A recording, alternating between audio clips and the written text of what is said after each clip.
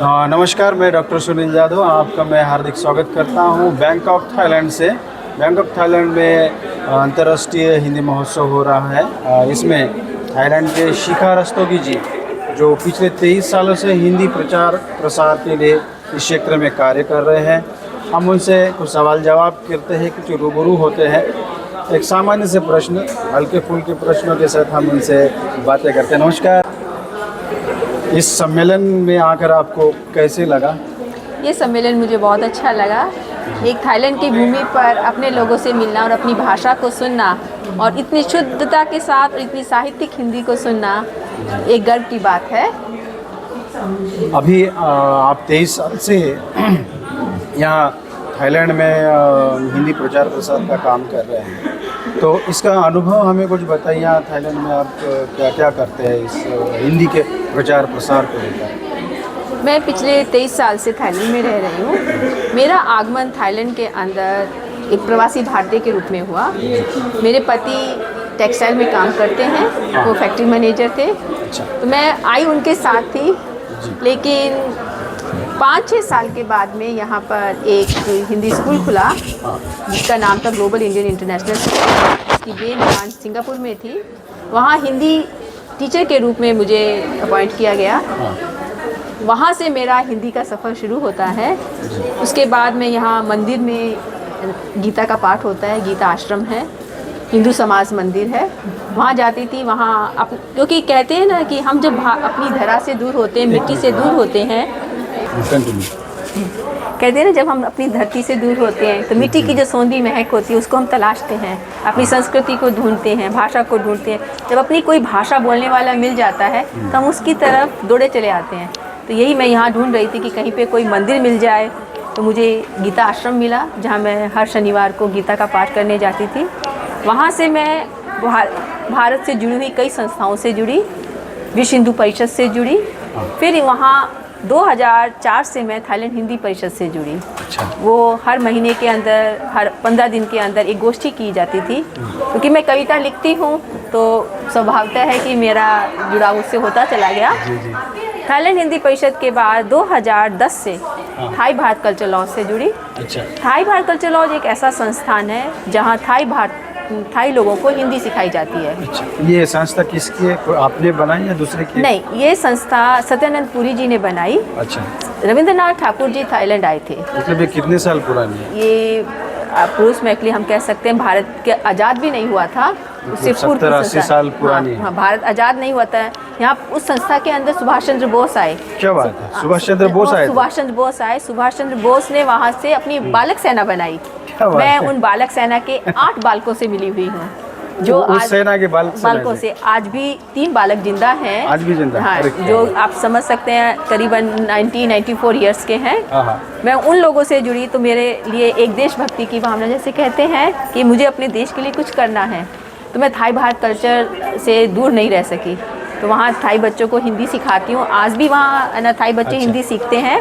हर रविवार को वहाँ थाई बच्चे आते हैं, बहुत संख्या के अंदर आते हैं। करीबन 70-80 के क्रमांक है। जो आज आपने एक बच्चे से मुलाकात की है थनाबाद, आपके से है वो? थाई भारत कल्चर लॉ से उसने हिंदी पढ़ना लिखना सीखा।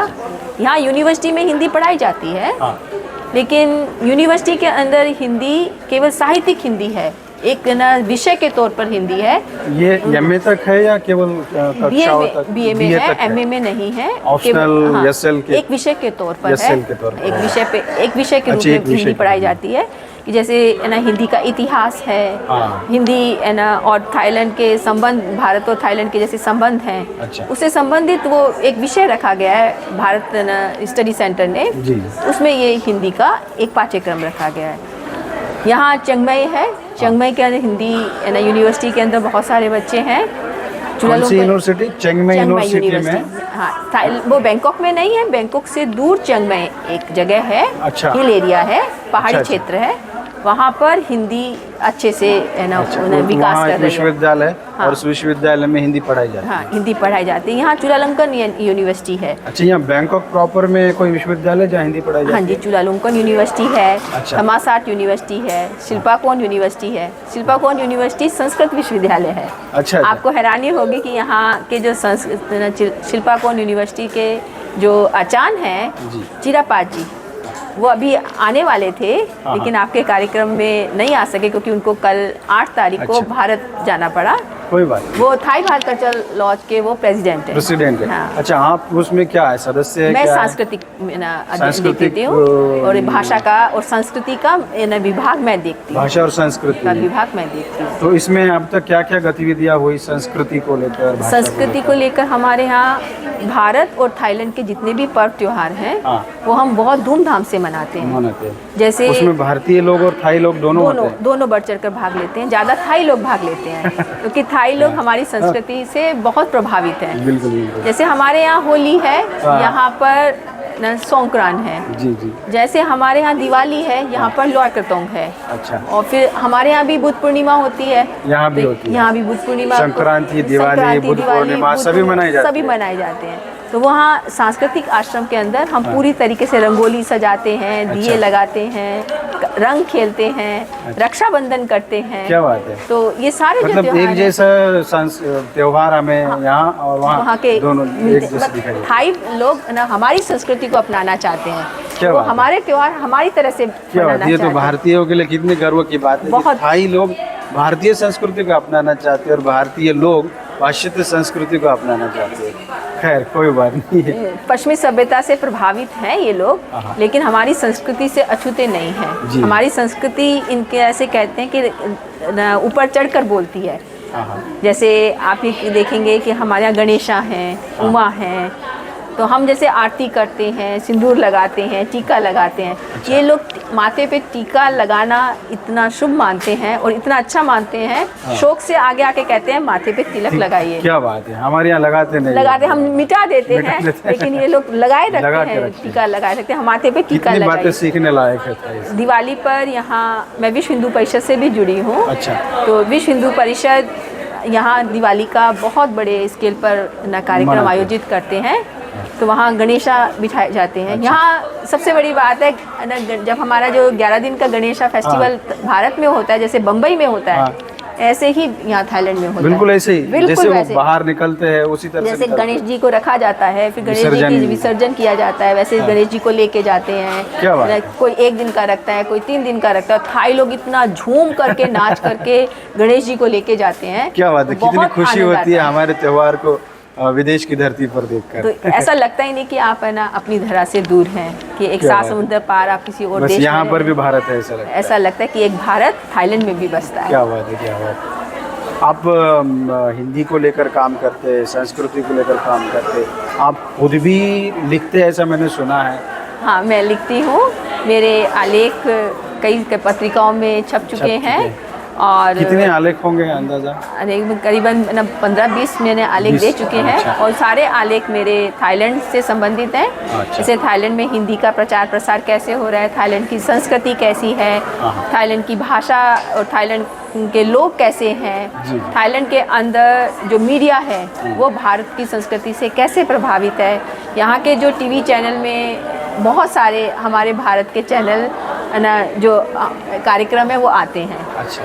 तो वो कार्यक्रम क्या करते हैं, हमारे हिंदी के कार्यक्रम हैं उनको वो थाई में डब कर लेते हैं। हाँ हाँ, क्या और बात है। फिर वो ना उन कार्यक्रमों को देखते हैं। तो जैसे महाभारत है, चंद्रगुप्त है, अशोका है, इन्होंने पूरे ना, और वो क्या कहते थाई हैं, भाषा में अनुवाद कर दिया। नागिन है।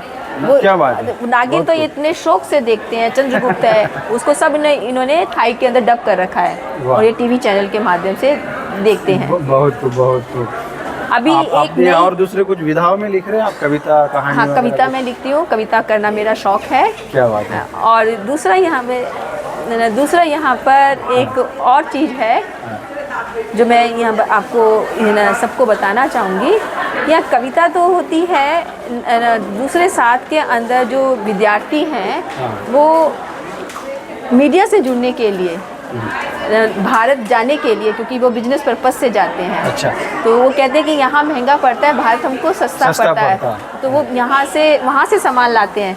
इसके लिए उनको भाषा की ज़रूरत होती है। हाँ हाँ। और वो ना इसलिए भी वो भाषा सीखते हैं। क्या बात है, क्या बात है। बहुत खूब, बहुत अच्छी बात रही हमारी। और यहाँ के बारे में और कुछ बताइए हमें, थाईलैंड के बारे में। थाईलैंड ये मंदिर के बारे में बताएं, हर घर के सामने मंदिर हाँ, होता मंदिर है। कितने संख्या है, ऐसा कुछ? यहाँ आपको हर 15-20 कदम पर, हर 1 किलोमीटर पर आपको बुद्ध मंदिर मिलेगा। बुद्ध मंदिर मिलेगा। इसलिए इसको ना मंदिरों की भूमि भी कहा जाता अच्छा है। अच्छा। मुस्कान इनकी की भूमि संख्या है। मैंने सुना कि 35,000 से ज़्यादा है। होगी, क्योंकि हर ना मोड़ मोड़ पर आपको ना मंदिर मिलेंगे। अच्छा। हर क्षेत्र का अपना एक मंदिर है, तो वहाँ के जो लोग हैं वो उसी में और वो हर घर के सामने जो हाँ, यहाँ क्षेत्रपाल जी रखते हैं। क्षेत्रपाल और जी। एरावन ब्रह्मा जी का मंदिर होता है और क्षेत्रपाल जी का होता यहाँ है। ब्रह्मा जी की हाँ। पूजा करते हमारे यहाँ नहीं करते, यहाँ करते हैं। ये ब्रह्मा जी को रक्षक और मानते कोई हैं। निर्माण कार्य कर रहा है, बिल्डिंग बना रहा है, हाँ तो जी। पहले ये बनाते हैं। हाँ, पहले ब्रह्मा जी रखते हैं, उसका आशीर्वाद लेने के बाद फिर वो मूर्ति बनती है, मूर्ति फिर अपना घर जो बिल्डिंग बनता बनता है, है। घर बनाया जाता है। जैसे यहाँ सबसे ज़्यादा फेमस एक स्टोरी है, एरावन जगह है यहाँ पर। अच्छा। सुकुमवित में, तो वहाँ एक एरावन होटल बन रहा था। एरावन होटल कई बार बना, लेकिन पूरा नहीं हो पाया।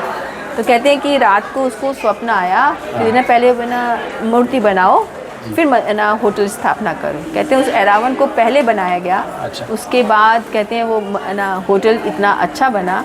तो इस तरह से कई सारी किंवदंतियाँ यहाँ प्रचलित हैं, जिससे उनका विश्वास भारतीय संस्कृति, परंपरा, रीति कितना रिवाजों पर विश्वास है भारतीय संस्कृति में? भारतीय ईश्वर में। संस्कृति में आप देख सकते हैं गणेशा फेस्टिवल मनाया जाता है, उमा है, जगह जगह पे। हमारे यहाँ इंद्र की पूजा नहीं होती, यहाँ इंद्र की भी पूजा होती है। यहाँ इंद्र की पूजा होती है। बहुत खूब। और हमारे जैसे त्योहार, बहुत सारे त्योहार जैसे हैं, उनके अंदर भी ना बिल्कुल भारत जैसा ही कल्चर है।